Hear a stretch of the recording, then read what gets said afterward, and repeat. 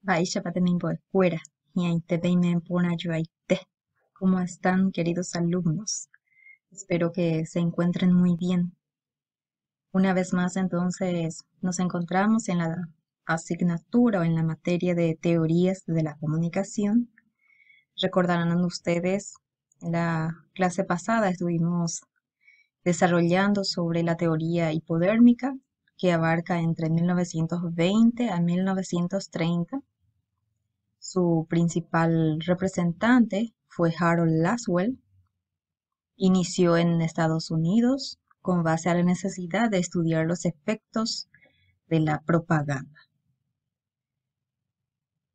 Base teórica: se basó principalmente en el condicionamiento y psicología social.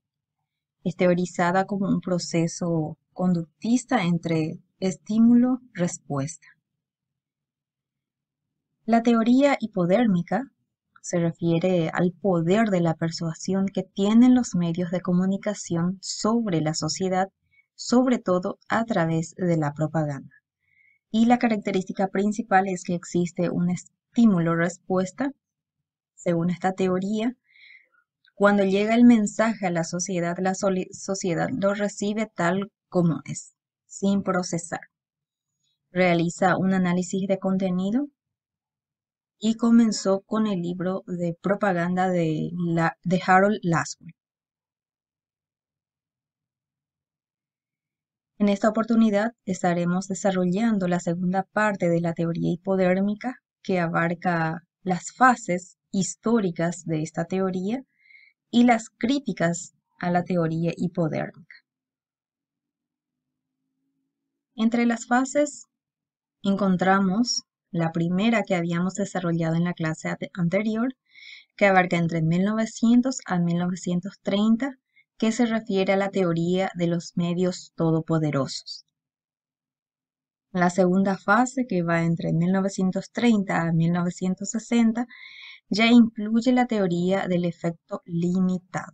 Ya entra ahí la crítica a la teoría hipodérmica. La tercera fase incluye la década del 60, el descubrimiento, el redescubrimiento de los medios poderosos. Y por último, la cuarta fase, que abarca la década del 70, la teoría de la influencia negociada de los medios. La primera fase, como habíamos dicho, como les había comentado, ya habíamos desarrollado, se adoptó esta teoría a priori sin ninguna investigación previa. Simplemente se creía que eran muy poderosos los medios de comunicación. El concepto de comunicación fue unívoco y transmisor. El papel del receptor es totalmente nulo. Y entonces, de esa manera, surgió el modelo hipodérmico, el del estímulo-respuesta. El estímulo sería el mensaje que emiten los medios de comunicación y la respuesta es lo que da la sociedad. Y el modelo de bala mágica, es decir, el mensaje entra y se esparce ahí. Bueno, en esta fase, en la segunda fase, ya entra la teoría del efecto limitado. Empieza la crítica a la teoría hipodérmica. Esta teoría del efecto limitado comprende un periodo de 1930 a la década del 60. En ese entonces comenzaron a desarrollarse las investigaciones empíricas. También ya fueron verificadas los medios omnipotentes. Se empezó a difundir la idea de que el efecto de los medios de comunicación en la sociedad no era tan grande como quería proponer la teoría hipodérmica. Se opone en este punto a la teoría hipodérmica.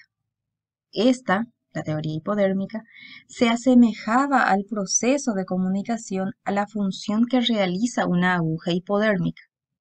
¿Se acordarán ustedes? La dermis se refiere a la piel que vemos. La dermis sería en medio y la hipodermis sería por debajo de la piel. Entonces, según esta teoría, el mensaje que emiten los medios penetra en la piel del cuerpo social, que sería el cuerpo social, sin que la sociedad pueda hacer nada por remediarlo y acabe por asumir sin capacidad crítica alguna o selectiva los mensajes que le llegan. Eso es lo que sostiene la teoría hipodérmica. ¿Qué dice la teoría del efecto limitado?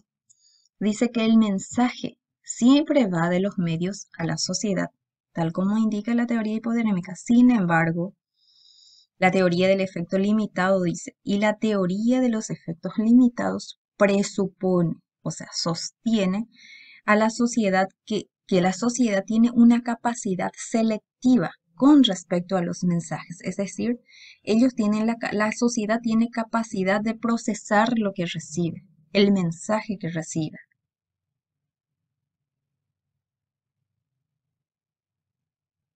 El representante principal de la teoría de los efectos es o fue Paul Lasarfeld. Él fue un sociólogo austriaco, es considerado padre de esta teoría. Él afirmaba que la sociedad tiene la capacidad de seleccionar los mensajes que los medios emiten. Dice que esta selección estaría sometida a los hábitos de recepción de cómo reciben y la percepción cómo lo perciben, cómo lo analizan cada individuo. De ahí que el poder de los medios no sea el que se les había supuesto hasta entonces, dice, ya que estarían limitados por variables psicológicas individuales. Entonces dependerá de cada persona de cómo recibe el mensaje. Tenemos otro representante, Clapper. Él nació en Nueva York, fue investigador de los efectos sociales de los medios de comunicación en las audiencias, tanto en la creación de opinión como en la conducta humana, y fue discípulo de Lasarfeld. Él mismo había realizado una investigación y en 1940 concluyó lo siguiente. Él ve que los medios no son una causa necesaria o suficiente de los efectos en la audiencia, sino que actúan a través de diversos factores mediadores. Si bien esta investigación que realizó él fue en 1940, recién se publicó en 1960 su obra. Él afirmaba que los medios no son tan poderosos, sino que tienen efectos limitados. Existe un límite, al menos en algunas áreas. Clapper afirma como ejemplo que en el caso de los niños, la influencia de los medios queda modificada por la influencia de la familia, de la escuela, de los amigos, entre otros. Pero dice que aunque es verdad que estos tres factores externos también están influenciados por los medios. Entonces, se habla de la relativa impotencia de los medios o de una conclusión de efecto mínimo que producen los medios de comunicación ya en los niños.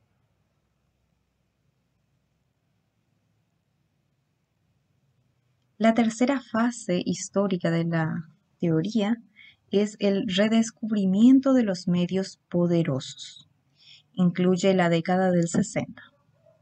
De nuevo, se atribuye en esta etapa un gran influjo y poder a los medios, pero menos que en la primera fase, que sería de la hipodérmica.